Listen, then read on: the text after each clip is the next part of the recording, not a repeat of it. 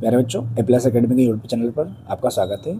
Chapter हमने पहले 11 देखा था, आज चैप्टर 12 की बात करेंगे। चैप्टर 12 था आपका संविधान का निर्माण। इसमें 2-2 अंक वाले प्रश्न जो कि महत्वपूर्ण प्रश्न हैं आपके, इनके बारे में देखेंगे। पहला, भारतीय संविधान किस अवधि में सूत्रबद्ध किया गया? सूत्रबद्ध की बात करेंगे तो भारतीय संविधान 1946 ईस्वी से, है ना, ये दिसंबर की बात हो रही। कब की बात हो रही? दिसंबर 1946 से नवंबर 1949 के मध्य सूत्रबद्ध किया गया। दूसरा, संविधान निर्माण के दौरान संविधान सभा में कुल कितने सत्र आयोजित हुए? कितने दिन बैठक आयोजित हुई? तो इसमें दिया है संविधान निर्माण के दौरान संविधान सभा में कुल 11 सत्र, कितने ऑब्जेक्टिव बन सकता है, 11 सत्र आयोजित हुए और जिनमें 165 दिन भिन्न भिन्न मुद्दों पर बैठकें चली थी। 165 दिन भिन्न भिन्न मुद्दों पर बैठकें चली थी। अगला, संविधान सभा के 6 प्रमुख सदस्यों के नाम बताइए। वेरी वेरी इंपॉर्टेंट क्वेश्चन होने वाला है आपका। तो पहला, पंडित जवाहरलाल नेहरू। दूसरा, सरदार वल्लभ भाई पटेल। तीसरा, डॉक्टर भीमराव अंबेडकर। चौथा, के एम मुंशी। पांचवें, राजेंद्र प्रसाद। 6 पूछा है।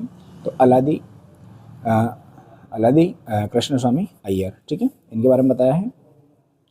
चौथा, संविधान सभा की पहली बैठक कब और किसकी अध्यक्षता में की गई? पहली बैठक की बात करें, कब किसकी अध्यक्षता में की गई थी? तो पहली बैठक 9 दिसंबर 1946 ईस्वी को सच्चिदानंद सिन्हा की अध्यक्षता में की गई थी। ओटी बनेगा आपका, क्या बनता है ये? ओटी बनेगा, ठीक है। अगला क्वेश्चन नंबर 5वां, संविधान सभा में ऐतिहासिक उद्देश्य प्रस्ताव, ऐतिहासिक उद्देश्य कौन सा? ऐतिहासिक उद्देश्य प्रस्ताव कब और किसके द्वारा प्रस्तुत किया गया? तो यहाँ आपका 13 दिसंबर 1946 कब किया गया था बेटा? 13 दिसंबर 1946 को पंडित जवाहरलाल नेहरू, किसके द्वारा? पंडित जवाहरलाल नेहरू, ये भी ओटी है आपका, पंडित जवाहरलाल नेहरू के द्वारा प्रस्तावित किया गया था, ठीक है, प्रस्तुत किया गया था, सॉरी। अगला, छठा, संविधान सभा में डॉक्टर भीमराव, किसकी पूछे? डॉक्टर राजेंद्र प्रसाद। संविधान सभा में डॉक्टर राजेंद्र प्रसाद की क्या भूमिका? 2025 में आया हुआ प्रश्न है, तो इनकी बात करेंगे अपन। तो डॉक्टर राजेंद्र प्रसाद संविधान सभा के स्थायी कौन से सदस्य थे? स्थायी अध्यक्ष थे। कौन थे? स्थायी अध्यक्ष। क्या थे? स्थायी अध्यक्ष थे, है ना। डॉक्टर राजेंद्र प्रसाद संविधान सभा के स्थायी अध्यक्ष थे। अगला क्वेश्चन 7वां, संविधान प्रारूप समिति का गठन कब किया गया और इसके अध्यक्ष कौन थे? 2024 में आया हुआ प्रश्न है ये। तो संविधान प्रारूप समिति का गठन 29 अगस्त 1947 को कब किया गया बेटा? 29 अगस्त 1947 ईस्वी को किया गया। इसके अध्यक्ष डॉक्टर भीमराव अंबेडकर। कौन थे बेटा इसके अध्यक्ष? डॉक्टर भीमराव अंबेडकर को बोला गया है, ठीक है। अगला क्वेश्चन नंबर 8वां, बी एन राव कौन थे? 2022-2025 में आया हुआ प्रश्न है। तो justice B N Rao Bharat सरकार के संवैधानिक सलाहकार थे। कौन से थे? भारत सरकार के संवैधानिक सलाहकार थे। वे संविधान निर्माण के कार्य में उन्होंने महत्वपूर्ण सहयोग प्रदान किया, यानी अच्छा खासा इन्होंने सहयोग दिया था जब हमारा संविधान निर्माण हो रहा था। अगला प्रश्न क्रमांक 9वां, भारतीय संविधान का अनुच्छेद 356 का अर्थ 2022-24 में यानी कि 26 के लिए संभावित प्रश्न है। कौन सा है? संभावित प्रश्न दिया गया है। देखिए जरा उत्तर उसका। भारतीय संविधान में अनुच्छेद 356 के अंतर्गत केंद्र सरकार को, किसकी बात हो रही है?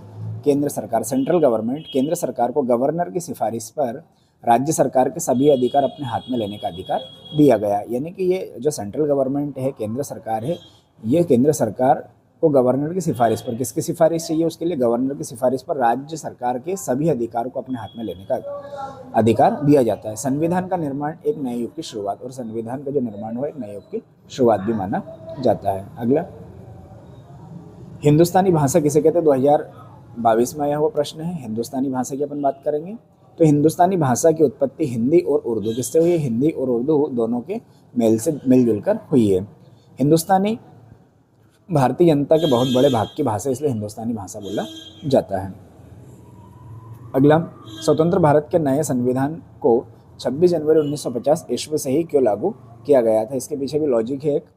तो ये स्वतंत्र भारत के नए संविधान को 26 जनवरी 1950 ईस्वी को इसलिए लागू किया गया था क्योंकि इस तिथि पर, कौन सी ये जो डेट है, तिथि है ना, डेट, इस तिथि पर एक उस ऐतिहासिक दिवस की 20वीं वर्षगांठ थी। ये 20 लिखा है, ये 20वीं आएगा, 20 है ना, 20वीं वर्षगांठ थी जब पंडित जवाहरलाल नेहरू, किसकी बात हो रही है? पंडित जवाहरलाल नेहरू की अध्यक्षता में कांग्रेस ने पूर्ण स्वराज को अपना लक्ष्य घोषित किया था।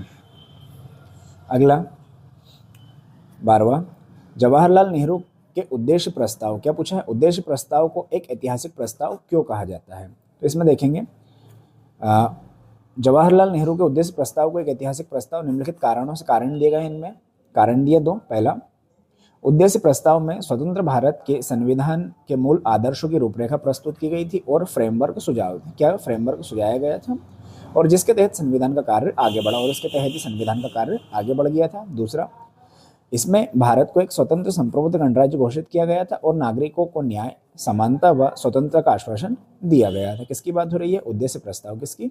उद्देश्य प्रस्ताव की। अगला क्वेश्चन, क्वेश्चन नंबर 13 आपका, जो कि निम्न प्रकार से दिया गया है। संविधान की उद्देशिका या प्रस्तावना की कोई 4 प्रमुख बातें अपने शब्दों में। देखिए अपने शब्दों में ये बुक का दिया गया है, वो बता रहा हूँ मैं आपको, ठीक है। तो पहला, भारत में सामाजिक आर्थिक और राजनीतिक न्याय की स्थापना की जाए। दूसरा, भारत में विचार, अभिव्यक्ति, विश्वास, धर्म, उपासना की स्वतंत्रता स्थापित की जाए। तीसरा, भारतीय लोकतांत्रिक गणराज्य में प्रतिष्ठा व अवसर, किसकी बात हो रही है? प्रतिष्ठा व अवसर की समानता स्थापित की जाए। चौथा, आपसी बंधुत्व को बढ़ावा, है ना, आपसी बंधुत्व को बढ़ावा दिया जाए, सभी एक समान होना चाहिए। अगला क्वेश्चन नंबर 14 दिया गया है निम्न प्रकार से आपका, संविधान क्या है? भारतीय संविधान कब बनकर तैयार हुआ और यह कब लागू हुआ?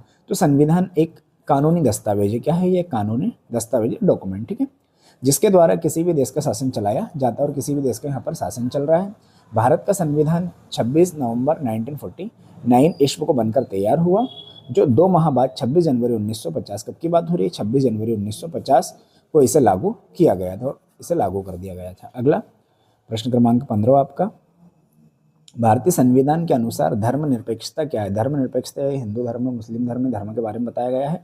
तो भारतीय संविधान के अनुसार धर्मनिरपेक्षता का तात्पर्य यहाँ है कि भारत किसी भी धर्म, देखो इसमें दिया, भारत किसी न धर्म या पंथ को राज्य धर्म के रूप में स्वीकार नहीं करता है। भैया वो किसी भी धर्म को राज्य धर्म स्वीकार नहीं, वो सभी धर्मों को मानता है और ना ही किसी धर्म का विरोध करता है और ना ही वो किसी धर्म का विरोध करता है। संविधान की प्रस्तावना के अनुसार, अब जो उसकी प्रस्तावना हो रही है उसके अनुसार भारतवासी को धार्मिक विश्वास, धर्म व उपासना की स्वतंत्रता होगी। अगला 16वां दिया है, हंसा मेहता ने महिलाओं के किन किन अधिकारों की मांग की गई? 2023-25 में आया हुआ प्रश्न, कौन कौन सा अधिकार के बारे में उन्होंने बताया था? हंसा मेहता ने महिलाओं के लिए सामाजिक न्याय, आर्थिक न्याय और राजनीतिक न्याय की मांग की थी।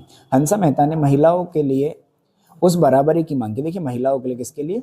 महिलाओं के लिए उस बराबरी की मांग की जिसके बिना पुरुष व महिलाओं के बीच पारस्परिक आदर, समझ और वास्तविक सहयोग संभव नहीं है, ये उनने बोला था। अगला क्वेश्चन नंबर 17 जो दिया गया है, पृथक निर्वाचिका के प्रस्ताव पर सरदार पटेल ने क्या तर्क दिया? 2023-25 में आया हुआ प्रश्न है। पृथक निर्वाचिका, किसकी बात हो रही है? पृथक निर्वाचिका के प्रस्ताव पर सरदार पटेल का तर्क था। उन्होंने बोला, सरदार पटेल का तर्क था कि आज़ादी के बाद पृथक निर्वाचिका का विचार देश की एकता और अखंडता के लिए घातक हो सकता है, नुकसानदायक है। क्या है? कहीं ना कहीं घातक यानी नुकसानदायक हो सकता है। विभाजन के बाद भी पृथक निर्वाचिका की व्यवस्था बनाए रखी गई तो यहाँ जीने का कोई मतलब नहीं है, यानी कि जो हमें आज़ादी वगैरह मिली थी इसका कोई मतलब नहीं रहेगा। और सरदार पटेल ने पृथक निर्वाचिका के प्रस्ताव का दृढ़ता से विरोध किया। उन्होंने लगभग उन चीज़ का क्या किया था? विरोध किया था। अगला प्रश्न क्रमांक 18वां जो कि निम्न प्रकार से दिया गया, ये भी सेम क्वेश्चन है आपका, जो 17वां क्वेश्चन दिया था पृथक निर्वाचिका वाला, वही सेम टू सेम क्वेश्चन है आपका। प्रश्न क्रमांक 18वां, गोविंद बल्लभ पंत ने पृथक निर्वाचिका को संबंध में क्या तर्क दिया? उनने जो तर्क के बारे में बताया, तर्क दिया था, उसके बारे में अपन देखते हैं। क्वेश्चन का उत्तर है, गोविंद बल्लभ पंत ने संविधान सभा में पृथक निर्वाचिका का विरोध किया। उन्होंने पृथक निर्वाचिका का विरोध किया है। उनका मत था कि एक आत्मघाती मांग है, कहीं ना कहीं एक आत्मघाती मांग है जो अल्पसंख्यकों को स्थायी रूप से मुख्य धारा से पृथक कर देगी, इन्हें कमज़ोर बना देगी और कहीं ना कहीं उन्हें क्या बना देगी? कमज़ोर बना देगी और यहाँ असरदार भागीदारी नहीं हासिल हो पाएगी। इसके बाद 19वां, भारतीय संविधान के केंद्रीय सूची क्या होती है? इसकी केंद्रीय सूची के बारे में बताना। केंद्रीय सूची क्या होती है? देखिए निम्न प्रकार से दी गई थी। संविधान के मसौदे के विषयों की 3 सूची बनाई गई। पहली केंद्र सूची, दूसरी राज्य सूची, तीसरी संवर्ती सूची, 3 सूची बनाई गई है। और केंद्र सूची के लिए विषयों पर केंद्र सरकार बनाने का अधिकार संविधान द्वारा प्रदत्त होता है। अगला 20वां, भारतीय संविधान में राज्य सूची क्या है? राज्य सूची के बारे में बताना। राज्य सूची क्या होती है? इसमें निम्न प्रकार से दिया गया उत्तर कि संविधान के मसौदे के विषय में 3 सूची बनाई गई। पहली केंद्र सूची, राज्य सूची और संवर्ती सूची। राज्य सूची के अनुसार केवल राज्य सरकार, किसकी बात हो रही है? केवल राज्य सरकार के अंतर्गत है, इन पर राज्य सरकार को निर्णय लेने का अधिकार संविधान में दिया गया है। अगला प्रश्न क्रमांक 21वां जो कि निम्न प्रकार से दिया गया है, लोकतंत्र की सफलता के लिए गोविंद बल्लभ पंत ने क्या विचार दिए? अपने विचारों के बारे में बताना, उनने क्या विचार दिए थे। तो ये विचार निम्न प्रकार से दिए हैं, देखिए जरा। इसमें दिया क्वेश्चन आपका, गोविंद बल्लभ पंत के अनुसार यदि आप लोकतंत्र की सफलता चाहते हैं, किसका बोला बेटा, लोकतंत्र की बात करें, किसकी बात कर रहे हैं अपन, लोकतंत्र के अनुसार ही हमारा देश चल रहा है, ठीक है। लोकतंत्र की सफलता चाहते हैं तो आपको आत्मानुशासन की कला से प्रशिक्षित होना होगा, यानी कि हमारा जो मन कह रहा है उस हिसाब से आपको कार्य करना पड़ेगा, जो हमारा मन कह रहा है उस हिसाब से आपको कार्य करना पड़ेगा। इस कला से आप निष्ठावान नागरिक बनेंगे। क्या बनेंगे हम, निष्ठावान नागरिक बनेंगे। निष्ठावान नागरिक जो कार्य दूसरों पर ना डाले, खुद स्वयं करने का प्रयास कर, निष्ठावान नागरिक कहते हैं, ठीक है। इसमें समुदाय और स्वयं के बीच रखकर सोचने की आदत का परित्याग करना होगा और इससे ही लोकतंत्र आगे बढ़ पाएगा। अगला हम बात करेंगे वयस्क मताधिकार पर आधारित लोकतंत्र को स्पष्ट किया, तो वयस्क मताधिकार की अपन बात करेंगे। तो वयस्क मताधिकार के अंतर्गत प्रत्येक स्त्री पुरुष, किसकी बात हो रही है, प्रत्येक स्त्री पुरुष जिनकी आयु 18 वर्ष हो चुकी, कितनी एज बताइए, 18 वर्ष, कितने, 18, ठीक है, उसे मत देना, यानी कि मत यानी वोट होता है आपका, वोट, VOT, ठीक है, वोट होता है, तो मत देने का अधिकार है। और वहां इस अधिकार द्वारा अपना मनचाहा प्रतिनिधि यानी कोई सा नेता जिसको वो पसंद करता है उसे वो चुन सकता है। और वहां तथा दल चुन सकता है, दल यानी पार्टी होती है, जैसे कि बीजेपी और कांग्रेस वर्सेस में, ठीक है, ये दोनों होती है, मतलब बहुत सारी पार्टियां होती है, ऐसा दोनों का मतलब नहीं है, पर यह भी वर्तमान में चल रही है। और किसी दल विशेष को बहुमत प्राप्त होने पर उसी दल की सरकार बनती है। बहुमत पेश कर दिया उसने, यानी कि सबसे ज्यादा, इसके यदि हम केंद्र में बात करें तो सांसद रहेंगे और राज्य में बात करें तो विधायक रहेंगे। जिसके सबसे ज्यादा, जिस पार्टी के सांसद रहेंगे या विधायक रहेंगे, जैसे मेंबर कहा जाता है, तो उसी पार्टी की सरकार बनती है ना, उसी दल की सरकार बनती, मेजोरिटी इसके पास हो जाएगी। ठीक है बच्चों, आज के लिए इतना ही।